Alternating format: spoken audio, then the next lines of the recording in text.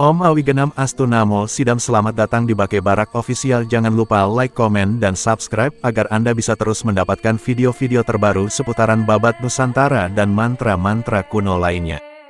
Baik, kali ini kita akan membahas tentang asal-usul Sri Rangga Rajasa Batara Sang Amurwabumi, atau yang lebih dikenal dengan nama Ken Arok, dan sejarah kudeta pertama Nusantara. Berdasarkan catatan sejarah, dikisahkan Ken Arok adalah putra dari Gajah Para atau Arya Gajah Para, seorang Wedana Blitar masa kerajaan Kediri. Arya Gajah Para adalah keturunan dari Arya Wayahan dalam Menyenang dari Kediri, Jawa Timur. Sumber babat Arya Gajah Para, dan menurut kitab Pararaton, Ken Arok lahir pada 1182 Masehi dari ibunya yang bernama Ken Endok, merupakan selir dari Betara Brahma. Selanjutnya, dalam buku Menuju Puncak Kemegahan karya Prof. Dr. Slamet Mulyana, Ken Arok adalah anak dari hubungan gelap antara Ken Endok dengan Batara Brahma. Disebutkan Dewa Brahma adalah sebutan bangsawan pada masa kerajaan Kediri. Kemungkinan Dewa Brahma itu adalah Prabu Kameswara yang suka melakukan perburuan di hutan yang dekat dengan desa Pangkur, desa dari Ken Endok dan Gajah Para yang saat itu baru melakukan pernikahan dengan Ken Endok. Diketahui oleh Prabu Kameswara melalui telik sandinya bahwa Gajah Para memiliki istri yang berparas cantik. Mengetahui itu, beliau pun langsung mendatangi rumah Gajah Para karena hutan tempat ia berburu dekat dengan desa tersebut. Dan benar saja, wajah Ken Endok bak bidadari. Beliau pun langsung mengambil paksa Ken Endok dari tangan Gajah Para serta mengatakan meminjam istrinya untuk menemaninya sampai ia selesai berburu. Gajah Para pun diam tidak memberikan jawaban, walaupun sebenarnya hatinya marah. Tetapi apa mau dikata, pada masa itu menolak permintaan raja sama saja menolak keinginan Dewa Brahma, yang sama halnya menabuh genderang perang karena Gajah Para juga diketahui menjadi abdi di kerajaan tersebut. Maka sangat sungkar baginya untuk menolak keinginan raja.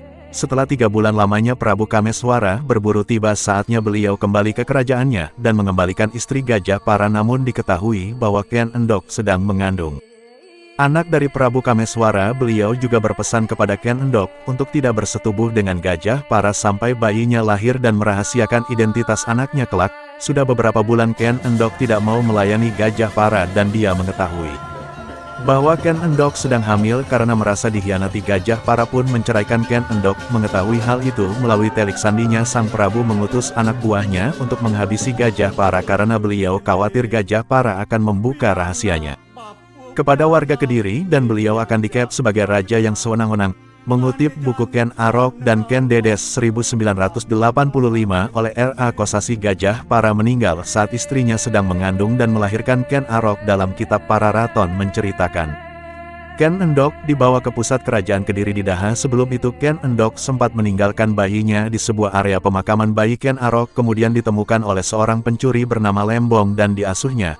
Ken Arok pun tumbuh menjadi seorang berandalan dan gemar berjudi sampai dia pun diusir oleh Lembong karena merasa terbebani. Lantas Ken Arok pun pergi dan tinggal di rumah seorang penjudi kawakan bernama Bango Samparan yang memiliki 2 orang istri.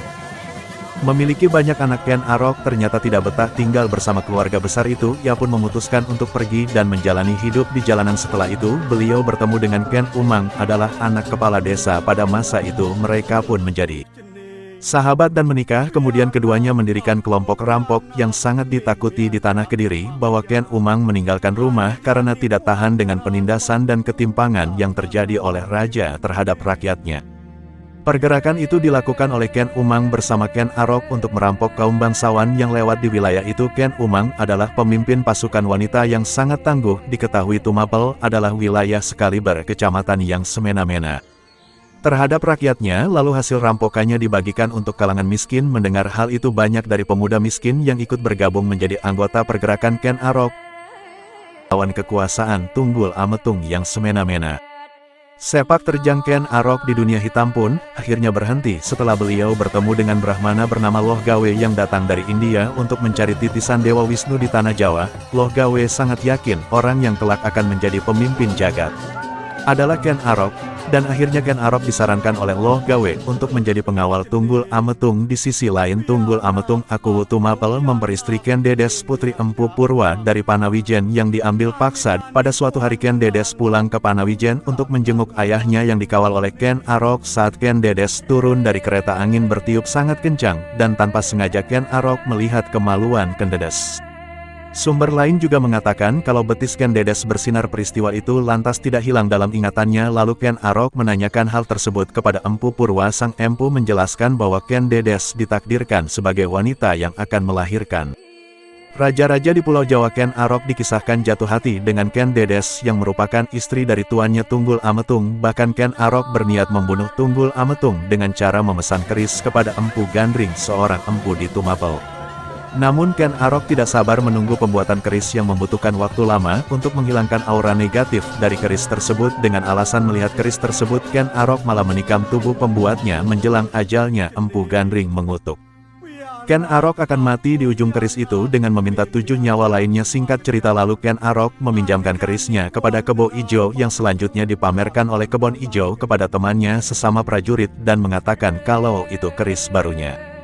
Suatu saat Ken Arok mencuri keris dari Kebo Ijo lalu menggunakannya untuk membunuh Tunggul Ametung. Dengan sendirinya tuduhan jatuh kepada Kebo Ijo, sementara Ken Arok berhasil menggantikan Tunggul Ametung menjadi Akuwu Tumapel dan menikahi Ken Dedes. Pernikahan tersebut melahirkan 4 orang anak, yaitu 1. Mahesa Wong, Ateleng 2, Apanji Saprang 3, Agni Baya serta Dewi Rimbu.